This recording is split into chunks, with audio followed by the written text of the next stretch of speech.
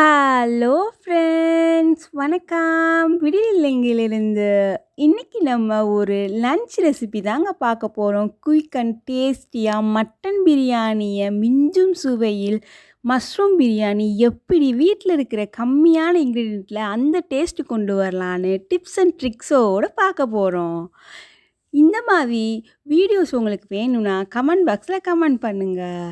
டக்குன்னு கெஸ்ட்டு வந்துட்டாங்கன்னா இந்த மாதிரி சிம்பிளான ரெசிபீஸ் நீங்கள் செய்யலாம். நான் பட்டன் காளான் 400 கிராம்ஸ் எடுத்திருக்கேன், 70 கிராம்ஸ் டொமேட்டோ, 3 சில்லி எடுத்திருக்கேன், வெங்காயம் 150 கிராம், புதினா 1 கைப்பிடி அளவு, கொத்தமல்லி 2 கைப்பிடி அளவு. இவ்வளோ தாங்க, ரொம்ப கம்மியான இன்க்ரீடியன்ஸ் தாங்க.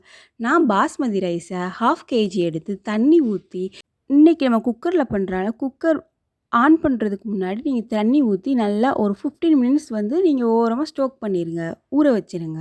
ஊற வச்சுட்டு இப்போ 4-5 ஸ்பூன் எண்ணெய் ஊற்றிக்கோங்க. நான் இன்றைக்கி ரீஃபைண்ட் ஆயில் தான் ஊற்றிருக்கேன். அடுத்து 3 பே லீஃப் போட்டுக்கோங்க. அடுத்து 3 கிராம்பு, ஒரே ஒரு அன்னாச்சி பூ 1, 3 ஏலக்காய், அவ்வளோதான். இது மட்டும்தாங்க நம்ம சேர்க்குறோம். கரம் மசாலா எதுவுமே சேர்க்க போகிறதில்ல. அது லைட்டாக பொரிஞ்சு வந்த உடனே நான் அதை மீடியம் ஃப்ளேமில் தான் வச்சுருக்கேன். அடுத்து நம்ம நறுக்கி வச்சுருக்கோம் இல்லையா வெங்காயம், குவான்டிட்டி சைஸ்னால் 3 வெங்காயம் எடுத்துக்கோங்க.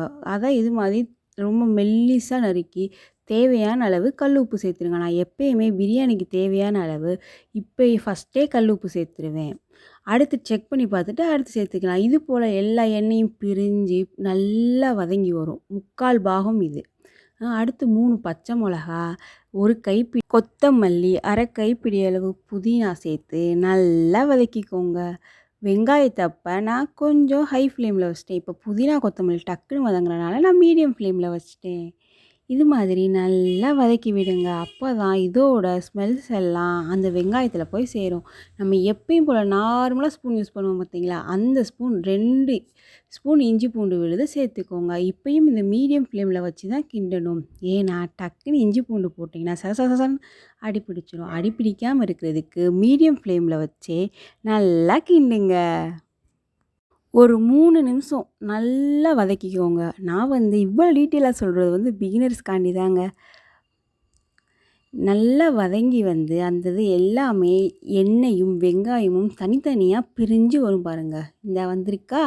இது மாதிரி நல்லா வதக்கணுன்னு தக்காளி நறுக்கி வச்சுருக்கோம் இல்லையா, மீடியம் சைஸ்னால் 1 பழம் போதுங்க. சின்னதாக இருந்துச்சுன்னா 3 பழம் போட்டுக்கோங்க. நல்லா கொஞ்சம் கனிஞ்ச பழமாக இருந்துச்சுன்னா கொஞ்சம் இனிப்பும் புளிப்பும் கலந்து இருக்கும். அது மாதிரி சூஸ் பண்ணி போட்டுக்கோங்க. ரொம்ப டேஸ்ட்டாக இருக்குங்க.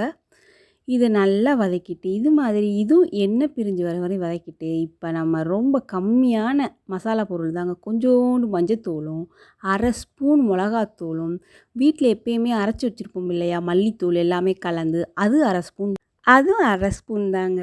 இதை போட்டு நல்லா கிளறுங்க. இப்பயும் நம்ம மீடியம் ஃப்ளேமில் தான் வச்சுருக்கோம்.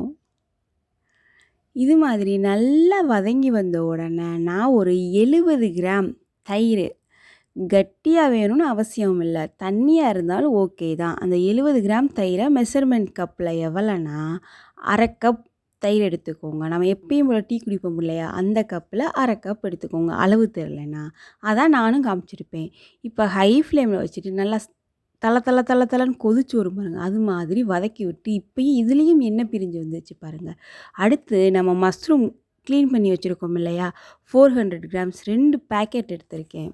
அதையும் போட்டு பொறுமையாக வதக்கி விடுங்க. இப்போ ஹை ஃப்ளேமில் இருந்தாலே ஒன்றும் கிடையாது. ஏன்னா தயிரில் தண்ணி இருக்கு இல்லையா, அதனால அடியில் அடி பிடிக்காது. இது மாதிரி நல்லா வதக்கிக்கோங்க. நல்லா வதக்குனீங்கன்னா இதில் இருக்கிற தண்ணி கண்டென்ட் இந்த வந்துடும். அது லைட்டாக வற்றின உடனே நம்ம இந்த உலக்கில் தான் அரிசி 1 உலக்கு எடுத்துருக்கோம். அதுக்கு நான் 1.5 கப்பு தான் தண்ணி ஊற்றுறேன். தண்ணி ஊற்றி நல்லா கிளறி விடுங்க. அப்போ தான் எல்லா இடத்துலையும் உப்பு பரவணுன்னு ஒரு 2-3 நிமிஷம் ஹை ஃப்ளேமில் வச்சு மூடி வச்சுருங்க. அப்போ தான் டக்குன்னு அந்த தண்ணி சுட்டு இந்த மாதிரி பபிள்ஸ் லைட்டாக வரும். அப்போ நம்ம பாஸ்மதி ரைஸ் ஊற வச்சுருக்கோம் இல்லையா, அதை வடித்து வச்சுருங்க. நல்லா தண்ணி இல்லாமல் வடித்து வச்சுட்டு இது மாதிரி நுர கூடி வந்த உடனே அதை அப்படியே அரிசியை எடுத்து சாரல் மலை மாதிரி அந்த மஷ்ரூம் மேலே தூவி விடுங்க. நல்லா எல்லா அரிசியும் போட்டுட்டு ரொம்ப ஃபோர்ஸாக கிண்டக்கூடாது. நம்ம ஏன்னா ஊற வச்சுருக்கோம் இல்லையா? அதனால அரிசி உடஞ்சி போகிறதுக்கு வாய்ப்பு இருக்குது. இது மாதிரி நல்லா பொறுமையாக கிண்டி விட்டுட்டு, இப்போ உப்பு டேஸ்ட் பண்ணி பாருங்கள் எவ்வளோ இருக்குன்னு. எனக்கு கொஞ்சம் கம்மியாக இருந்தனால இன்னும் கொஞ்சம் நான் சேர்த்துக்கிட்டேன். இது மாதிரி நல்லா கொதி வருங்க. கொதி அதுக்கு நான் இப்போ 3 டேபிள் ஸ்பூன் நெய் சேர்த்துக்கிறேன். இது முற்றிலும் ஆப்ஷனல். நீங்கள் வேணான்னா ஸ்கிப் பண்ணிடலாம். இதே மாதிரி கிண்டி விட்டுட்டு, இப்போ நீங்கள் அரிசி எடுத்தீங்கன்னா, அரிசி கரண்டியில் ஒட்டாது. ஏன்னா அது கனமாக இல்லை. அடுத்து நல்லா கொதி அரிசியும் தண்ணியும் சமமாக இருந்து நீங்கள் அரிசி எடுத்தீங்கன்னா, அரிசி கரண்டியில் ஒட்டும். இதாங்க பிகினர்ஸ்க்காண்டி சொல்லி கொடுத்த டிப்ஸு. அடுத்து எப்பயும் போல் கேஸ் கட் போட்டு சிம்மில் அடுப்பை வச்சு 10 நிமிஷம் பொறுமையான தீயில வேக வச்சு இதை விசில் போட்டுருங்க. விசில் போட்டு 10 நிமிஷம் கழித்து இன்னொரு 10 நிமிஷம் ஆஃப் பண்ணி அடுப்புலேயே இருக்கட்டும். திறந்தீங்கன்னா நம்மளோட மட்டன் பிரியாணி மிஞ்சும் சுவையில் மஷ்ரூம் பிரியாணி ரெடி. இங்கே பாருங்கள் எப்படி அழகாக மலர்ந்து வெந்திருக்கு பாருங்கள். அவ்வளோ டேஸ்ட்டாக இருந்துச்சுங்க. ஆனால் நீங்கள் நம்பவே மாட்டீங்க, வீட்டில் இருக்கிற பொருளை வச்சு இவ்வளோ டேஸ்ட்டாக பண்ண முடியுமா? நான் சொன்ன ப்ரொசீஜரில் ஃபாலோ பண்ணி செஞ்சு பார்த்துட்டு எப்படி வந்துச்சுன்னு கமெண்ட் பாக்ஸில் கமெண்ட் பண்ணுங்கள், லைக் பண்ணுங்கள், ஷேர் பண்ணுங்கள், சப்ஸ்கிரைப் பண்ணுங்கள். இதுபோல் புதுமையான ரெசிபி நம்ம சேனலில் அப்லோட் பண்ணிக்கிட்டே இருக்கோம். அதனால சப்ஸ்கிரைப் பண்ண மறந்துடாதீங்க. நன்றி.